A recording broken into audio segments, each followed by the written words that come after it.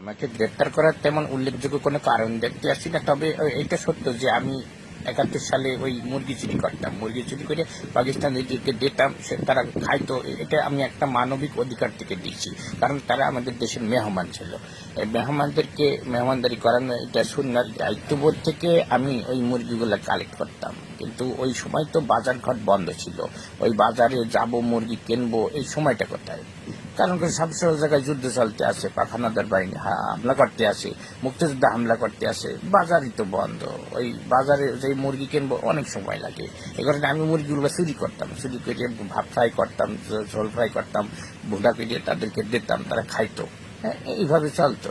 হ্যাঁ, কিন্তু এটা তো অনেক বছর আগের কথা। ওই অনেক বছর আগের কথাটাই নিয়ে এখন আমাকে মুরগি চুরির অপরাধে গ্রেপ্তার করা, এটা একটা অমানবিক বিষয়, এটা অমানবিক, এবং এটা আমি মনে করি মোটেও ঠিক হইতে আসে। এটা এই মুহূর্তে আমাকে গ্রেপ্তার করাটা আমি জাতিসংঘের কাছে দাবি করব যে ওই আমাকে যেন সাইডে দেওয়া হয়। কারণ ওই 50-60 বছর আগের একটা বিষয় নিয়ে এই এত বছর পরে এসে আমাকে একটা মুরগি চোর বানিয়ে গ্রেপ্তার করে, এটা তো আমার মান সম্মান নষ্ট হবে।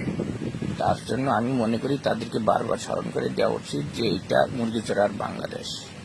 এখানে আমি মুরগি চুরি করব, আমি পোল্ট্রি মুরগি চুরি করব, আমি রাজহাঁস চুরি করব, আমি পাতি হাঁস চুরি করবো, যেটা চুরি করবো এটা একটা স্বাধীন সার্বভৌমত্ব, আমি চুরি করতেই পারি। এটা দিয়ে মূল্যবান